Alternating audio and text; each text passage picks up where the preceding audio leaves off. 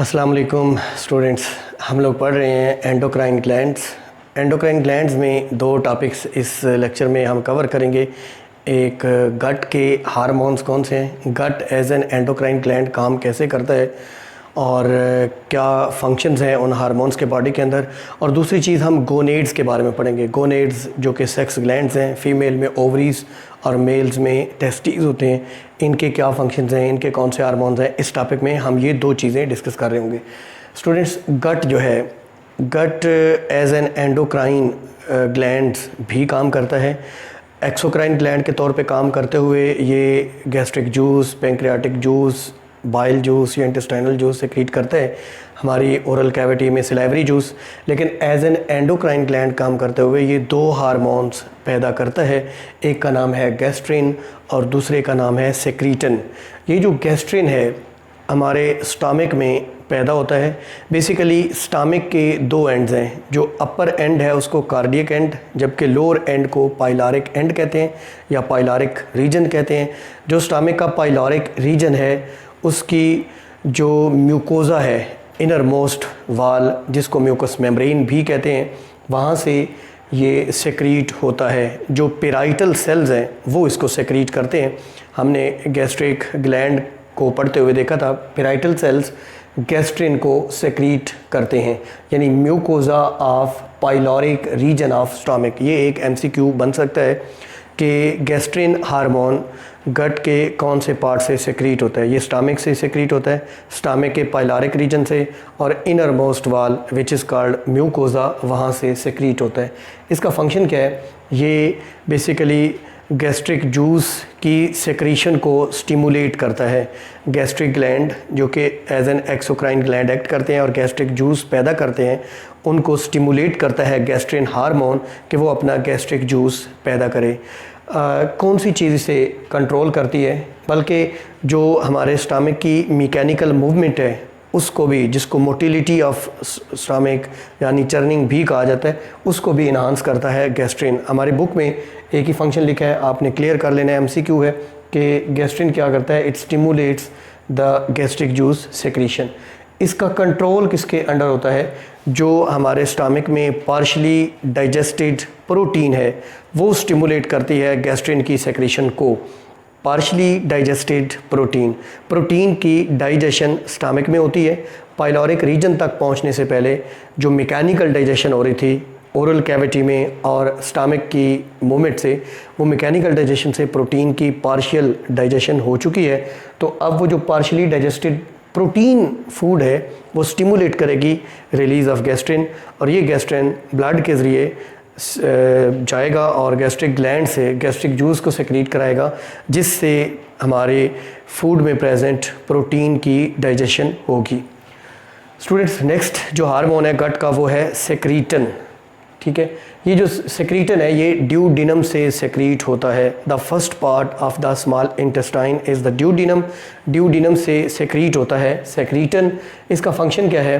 ये पैंक्रियाज को स्टिमुलेट करता है कि वो पैंक्रियाटिक जूस पैदा करे, जिसमें तीनों किस्म के एंजाइम्स हैं जो फूड के तीनों मेजर पार्ट्स को, कार्ब्स, प्रोटीन्स और लिपिड्स की डाइजेशन के लिए रिक्वायर है, वो स्टिमुलेट करता है। दूसरा, ये हमारे लिवर को स्टिमुलेट करता है कि वो बाइल जूस पैदा करे। बाइल जूस में कोई एंजाइम तो नहीं होता, लेकिन फिर भी ये फूड की डाइजेशन में अपना रोल प्ले करता है। तो ये जो फूड जब ड्यूडिनम में आई है वो एसिडिक फूड है। ये कंट्रोल अगर मैं आपको बताऊं तो स्टमक में डाइजेशन के बाद जो फूड है जिसको हम काइम बोलते हैं, CHYME काइम, वो जब ड्यूडिनम में आती है तो वो एसिडिक इन नेचर होती है, क्योंकि स्टमक में HCl सेक्रीट होता है। वो जो एसिडिक फूड है that stimulates the release of secretin. This goes through blood circulation to pancreas as well as to liver and stimulate them to release the juices which are pancreatic juice and bile juice। ये pancreatic और bile juice बाद में अपने functions perform करते हैं। Students, इस lecture में हम गोनेड्स के बारे में सीखेंगे। गोनेड्स सेक्स ग्लैंड्स को कहा जाता है। ह्यूमन मेल और ह्यूमन फीमेल में जो सेक्स ग्लैंड्स हैं जिनका ताल्लुक सेक्स हार्मोन रिलीज़ करने से है, उनको गोनेड्स कहते हैं। चूँकि जेंडर्स दो हैं, एक फ़ीमेल और एक मेल, सो गोनेड्स भी दो किस्म के हैं। फ़ीमेल में दो ओवरीज़ हैं जो कि बॉडी कैविटी के पाइलोरिक रीजन पेल्विक रीजन में होते हैं और बॉडी के अंदर प्रेजेंट होते हैं। ओवरीज जो हैं इनके फंक्शंस, इनके हार्मोन्स हम देखते हैं। ह्यूमन मेल्स में भी 2 टेस्टिस होते हैं जो कि बॉडी के बाहर एक सैक लाइक स्ट्रक्चर सक्रोटम के अंदर पड़े होते हैं। बेसिकली जो टेस्टिस हैं इनमें स्पर्मेटोजेनेसिस के लिए टेम्परेचर बॉडी टेम्परेचर से कम दरकार होता है, 36 डिग्री सेंटीग्रेड चाहिए होता है, सो ये बॉडी से बाहर होते हैं। जबकि ओवरीज़ में ओवोजेनेसिस के लिए टेम्परेचर बॉडी टेम्परेचर के मुताबिक ही चाहिए होता है। So testis are out of the body and ovaries are inside the body. Testis are male gonads which secrete male hormones. हम देखते हैं कौन कौन से। Ovaries are the female gonads which release the female sex hormones. हम देखते हैं कौन कौन से। ओवरीज जो हैं बेसिकली FSH पुबर्टी पर जब एक फ़ीमेल एडल्ट होती है तो उसके एंटीरियर पिट्यूटरी से FSH follicle stimulating hormone secrete होता है, ब्लड के ज़रिए ओवरीज तक पहुंचता है और ओवरीज को स्टिमुलेट करता है। ओवरीज स्टिमुलेट होकर 2 काम करती हैं। एक काम वो ओवोजेनेसिस स्टार्ट करती हैं, वो ओवरी के अंदर एग डेवलपमेंट स्टार्ट करती हैं, और दूसरा ओवरी से FSH की स्टिमुलेशन के बाद एस्ट्रोजन हार्मोन सेक्रीट होता है। इस एस्ट्रोजन के OES भी स्पेलिंग है और ES भी स्पेलिंग है, दोनों सेम हैं, दोनों दुरुस्त हैं। एस्ट्रोजन हार्मोन जो है ये फोलिकल को राइपन करता है। ये फोलिकल क्या चीज़ है?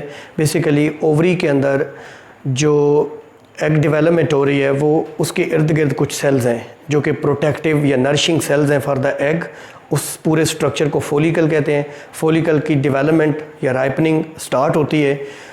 बेसिकली ये राइपनिंग फॉलिकल्स जो हैं, the follicles which are ripening which are not ripened so far, they secrete an hormone called as estrogen. कुछ स्पीशीज़ में या मैनी स्पीशीज़ में, बल्कि इन मैनी स्पीशीज़, ये याद रखना या सम लफ्ज़ नहीं आता, MCQ है, मैनी स्पीशीज़ में ये इंटरस्टिशियल सेल्स ऑफ ओवरी से भी सेक्रीट होता है। यानी कहाँ से सेक्रीट होता है? या तो इसको ripening follicles, not ripened, ripened को और नाम देते हैं, वो आगे चल के मैं बताता हूँ। Ripening follicles in the ovary secrete hormone called as estrogen, और interstitial cells in the ovary. Students, interstitial cells किसी स्ट्रक्चर में जो मेन फंक्शनल सेल्स हैं उनके अलावा जो स्पेसेस में सेल्स प्रेजेंट होते हैं उनको इंटरस्टिशियल सेल्स कहते हैं। मेल के टेस्टिस में भी जो सेमिनिफेरस ट्यूब्यूल्स हैं उनके दरमियान में ये सेल्स हैं जिनको interstitial cells. So in females interstitial cells, in many species interstitial cells secrete this hormone which is called as estrogen. हम देखते हैं एस्ट्रोजन का फंक्शन क्या है। सबसे पहली बात, ह्यूमन फीमेल्स में एडल्ट होने पर, पुबर्टी पर जो सेकेंडरी सेक्स करैक्टर्स हैं वो पैदा करता है estrogen. Secondary sex character in females में चेस्ट इनलार्जमेंट है, मेंस्ट्रुएशन का स्टार्ट होना और बॉडी के अंदर बकिया चेंजेस, ये किसका फंक्शन है? ये एस्ट्रोजन का। इसको बोलते हैं secondary sex characters. Students, primary sex characters sex glands होते हैं, सेक्स आर्गन्स होते हैं। जैसे एक बच्चे की बर्थ होती है तो हम बताते हैं बेबी है, बेबी बॉय है या baby girl, depending upon the sex organs, male वाले हैं या फीमेल वाले, ये प्राइमरी सेक्स करैक्टर्स हैं। सेकेंडरी सेक्स करैक्टर पुबर्टी के बाद अपीयर होते हैं। मेल्स के अंदर सेकेंडरी सेक्स करैक्टर्स हैं, ये बियर्ड्स, ये मुस्टैश, ये आवाज़ का भारी हो जाना और जो स्पर्म इजैकुलेशन है उसका स्टार्ट होना, जबकि फ़ीमेल्स में ये मैंने आपको बताया। दूसरा, एस्ट्रोजन जो है ये थिकनिंग ऑफ यूट्रस, यूट्रस की जो इनर मोस्ट लाइनिंग है जो कि म्यूकोजा ही है जिसको एंडोमीट्रियम कहा जाता है, उसकी थिकनिंग को प्रमोट करते हैं एस्ट्रोजन। ज़ाहिर है जब ओवरी में ओवोजेनेसिस हो रही है तो यूट्रस के अंदर या वोम के अंदर जो इनर मोस्ट वाल है उसकी थिकनेस स्टार्ट हो गई, एंडोमीट्रियम की थिकनिंग स्टार्ट हो गई, ताकि जो एग डेवलप हो रहा है वो रिलीज़ होकर जब ओविडक्ट में आए, वो फर्टिलाइज़ हो, तो जो जाइगोट बने उसको यूट्रस के अंदर इम्प्लांट किया जाए। तीसरा, ये LH को रिलीज़ करवाने के लिए स्टिमुलेट करता है। LH लुटिनाइजिंग हार्मोन, जिसको मेल्स के अंदर ICSH कहेंगे, आगे चल के बताता हूँ। ये एंटीरियर पिट्यूटरी से रिलीज़ होता है। ज़ाहिर है जब एस्ट्रोजन ब्लड में आया तो इसने जाके एंटीरियर पिट्यूटरी को स्टिमुलेट किया, जिसने FSH बंद करके LH पैदा करना शुरू कर दिया। लूटिनाइजिंग हार्मोन नाम से ज़ाहिर है ये कार्पस लूटियम बनाता है। What is corpus luteum which is also called yellow body. The word corpus mean body, luteum mean yellow, यानी लूटिनाइजेशन करवाता है। ओवरी के अंदर जो मेच्योर फोलिकल है उससे एग रिलीज़ हो जाएगा। इस प्रोसेस को ओव्यूलेशन ये करवाता है LH। ओव्यूलेशन के बाद जो बाकी फोलिकल सेल्स हैं जो कि प्रोटेक्टिव या नरिशिंग सेल्स थे around the egg, they convert into an endocrine gland which is called as corpus luteum. चूँकि LH कार्पस लूटियम बनवाता है, ओव्यूलेशन करवाता है, जिसके बाद कार्पस लूटियम बनती है, सो इसका नाम है लूटिनाइजिंग हार्मोन LH।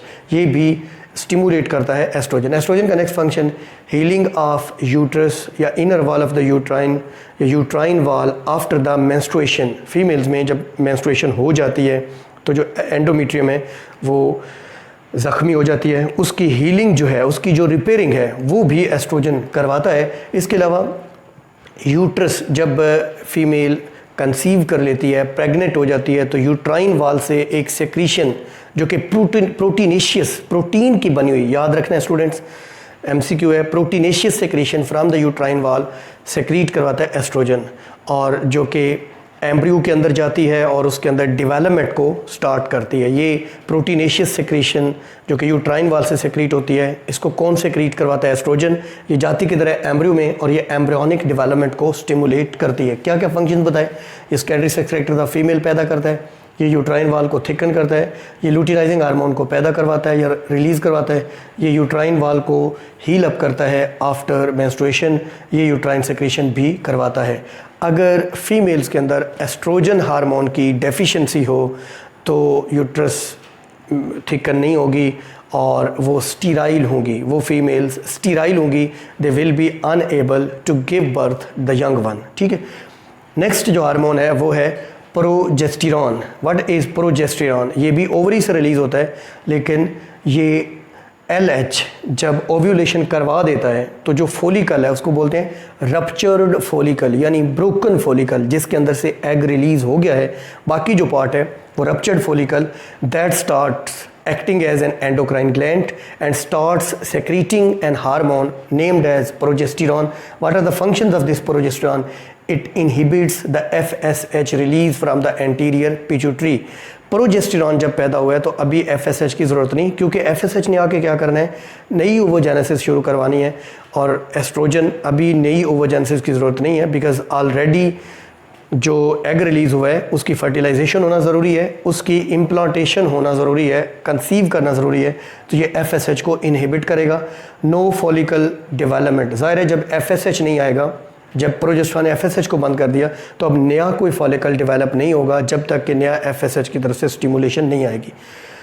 ये एंडोमेट्रियम को मज़ीद थिकन करेगा और उसे वेस्कुलराइज करेगा, उसके अंदर ब्लड वेसल्स बनाएगा। ब्लड वेसल्स बनना बहुत ज़रूरी है ताकि यानी उसकी थिकनिंग और ब्लड वेसल्स जो कि प्रीपरेशन है for the implantation of the zygote.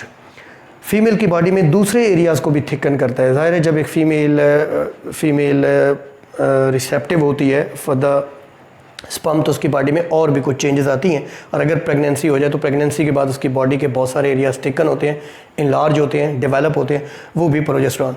इसके अलावा प्रोजेस्टेरॉन मेंटेन्स प्रेगनेंसी, ये बहुत इंपॉर्टेंट है। जब तक प्रोजेस्टेरॉन सेक्रीट होता रहेगा फीमेल की बॉडी में, जब तक इसको रप्चर्ड फॉलिकल रिलीज़ करता रहेगा, तब तक फीमेल की प्रेगनेंसी मेंटेन रहेगी, क्योंकि एंडोमेट्रियम मेंटेन रहेगी। एंडोमेट्रियम का मेंटेन रहना बहुत ज़रूरी है। बाज़ फीमेल्स में स्ट्रेस स्टिमुलेशन की वजह से या किसी और वजह से अगर प्रोजेस्टेरॉन हार्मोन पैदा होना बंद हो जाए तो मिसकैरेज हो जाता है, क्योंकि एंडोमेट्रियम बरकरार नहीं रहती। जब एंडोमेट्रियम टूट जाएगी तो मिसकैरेज हो जाएगा। इट सप्रेस ओव्यूलेशन, ये ओव्यूलेशन को सप्रेस करता है। ना तो FSH आएगा, ना ओवोजेनेसिस होगी, और ना ही ओव्यूलेशन होगी, ना एग रिलीज़ होगा ओवरी से, चूँकि ये ओव्यूलेशन को भी सप्रेस करता है, ये FSH की रिलीज़ को इनहिबिट करता है, ये फॉलिकल डेवलपमेंट को स्टॉप करता है। इसलिए इसको बर्थ कंट्रोल पिल के तौर पे इस्तेमाल किया जाता है। फीमेल्स अगर प्रोजेस्टेरॉन ले लें, they will be unable to conceive, to get the pregnant. क्यों? क्योंकि जब तक प्रोजेस्टेरॉन फीमेल के ब्लड में रहेगा तब तक कोई एग डेवलपमेंट नहीं होगी, ना ही एग रिलीज़ होगा। So no fertilization will be over there, no pregnancy will be over there. Students, एक और चीज़ मैं यहाँ मिस कर गया, प्रोजेस्टेरॉन रिलीज़ होता है रप्चर्ड फॉलिकल जिसको हम कार्पस लूटियम कहते हैं, corpus mean body, luteum yellow, इससे रिलीज़ होता है। नेक्स्ट, ये तो थे फीमेल गोनेड्स। अब हम देखते हैं male gonads. Male gonads testes हैं, अगर एक हो तो टेस्टिस और दो हों तो टेस्टीज इनको बोलते हैं। ये आउट ऑफ द बॉडी हैं, स्क्रोटम के अंदर हैं। इनके अंदर कॉइल्ड ट्यूब्यूल्स होती हैं जिनको सेमनीफेरस ट्यूब्यूल्स कहते हैं, सीमन हैविंग ट्यूब्यूल्स। ये जो सेमनीफेरस ट्यूब्यूल्स हैं इनके अंदर स्पर्मेटोजेनेसिस होती है। मैच्योर स्पर्म जिसको स्पर्मेटोजोआ कहते हैं वो बनता है सेमनीफेरस ट्यूब्यूल्स के अंदर। स्टूडेंट्स एमसीक्यू याद रखना है, सेमनीफेरस ट्यूब्यूल्स के अंदर एंडोथीलियम से स्पर्म मदर सेल जिसको स्पर्मेटोगोनियम कहते हैं, जो कि हम नेक्स्ट चैप्टर में इन डिटेल पढ़ेंगे, वो पैदा होता है और उससे स्पर्म बनता है। तो spermatogenesis takes place inside the seminiferous tubules. Seminiferous tubules के दरमियान जो स्पेसेस हैं वहाँ पर सेल्स हैं जिनको इंटरस्टिशियल सेल्स कहते हैं। LH जिसको फीमेल में LH कहते हैं, मेल्स के अंदर उसको ICSH, interstitial cells of interstitial cell stimulating hormone. ये ICSH एंटीरियर पिट्यूटरी से पैदा होकर इंटरस्टिशियल सेल्स को स्टिमुलेट करता है और ये एंड्रोजन्स पैदा करते हैं। Male sex hormones are called androgens while female sex hormones are called as estrogens which are estrogen and progesterone। Males के अंदर दो हार्मोन सेक्रीट होते हैं जो कि एक ही इनका फंक्शन है, एक है टेस्टोस्टेरॉन और दूसरा है 17 बीटा हाइड्रोक्सी टेस्टोस्टेरॉन।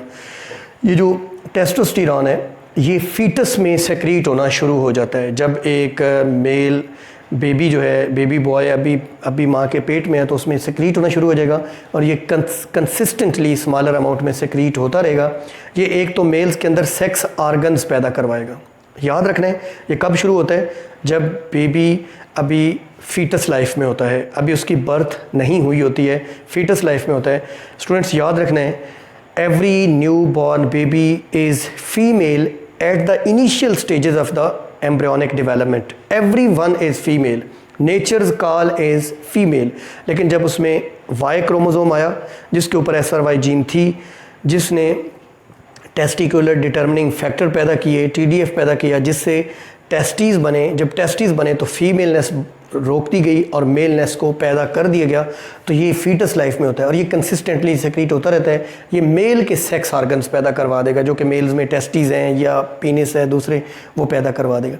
जब पुबर्टी पे एक मेल पहुंचेगा, जवान होगा, तो उसके एंटीरियर पिट्यूटरी से ICSH रिलीज़ होगा। ये जाकर इंटरस्टिशियल सेल्स को स्टिमुलेट करेगा और वो टेस्टोस्टेरॉन का एक बड़ा सर्ज पैदा करना शुरू कर देंगे, एक ज़्यादा अमाउंट में शुरू कर देंगे पैदा करना।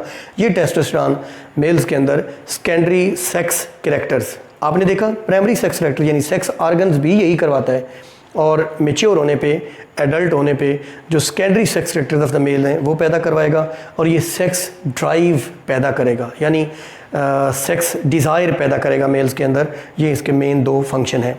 एक कैस्ट्रेटेड मेल जो होता है, कैस्ट्रेशन का मतलब होता है अगर फीमेल के टेस्टीज़ को ब्रेक कर दिया जाए मैकेनिकली किसी मशीन से, तो उसके अंदर क्या होगा, वो इमेच्योर फीमेल लुक इख्तियार करेगा, क्योंकि उसके अंदर टेस्टिस थे, उसके अंदर secondary sex character of male पैदा होना थे, लेकिन हमने उसके टेस्टिस को उसकी एडल्टहुड से पहले ब्रेक कर दिया, जिसको कैस्ट्रेशन कहते हैं, पंजाबी में खसी करना कहते हैं।